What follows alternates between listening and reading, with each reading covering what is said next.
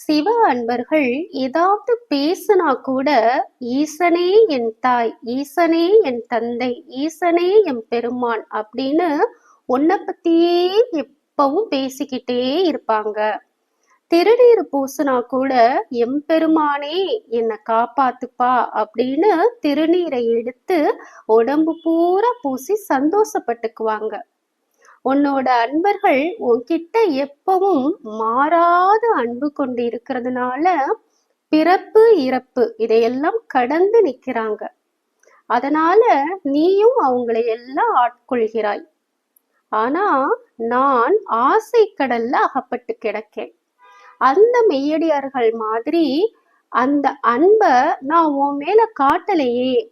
கல்வன் மாதிரி இருக்கிற என்ன நீ ஆட்கொண்டிருக்கிறாயே. குற்றமற்ற மாணிக்கமலையே, ஐயோ என்னை ஆட்கொண்ட உன்னோட தன்மைதான் என்ன அப்படின்னு மாணிக்க வாசகர் வியந்து பாடுறாரு. இந்த பாடல்ல மாணிக்க வாசகர் 2 விஷயத்த நமக்கு சொல்றாரு. அது என்ன அப்படின்னா, திருநீரு பூசி இறைவனோட நாமத்தை இடைவிடாம சொல்லி மாறாத அன்பு கொண்டு நான் எனது என்ற பற்றுகளை அறுப்பவர்கள் இறைவனால ஆட்கொள்ளப்படும் தகுதியுடையவர்கள் அப்படின்னும், இன்னொரு விஷயம், இந்த மெய்யடியார்கள் மாதிரி எல்லாம் இல்லாம ஆசை என்ற பெரு வெள்ளத்துல மூழ்கி கிடக்கிற என்னையும் நீ ஆட்கொண்டாயே.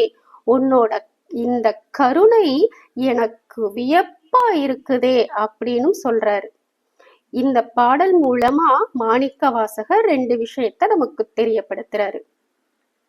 பேசின் தாம் ஈசனே என் தாய் எந்தை பெருமானே என்று என்றே பேசி பேசி பூசின் தாம் திருநீரை நிறைய பூசி போற்றி எம் பெருமானே என்று பின்றா நேசத்தாள் பிறப்பிறப்பை கடந்தார் தம்மை ஆண்டானே அவா வெள்ளக் கள்வனேனை மாசற்ற மணிக்குன்றே என் தாய் அந்தோ என்னை நீ ஆட்கொண்ட வண்ணம் தானே அப்படின்னு அவ்வளவு அழகா பாடியிருக்காரு.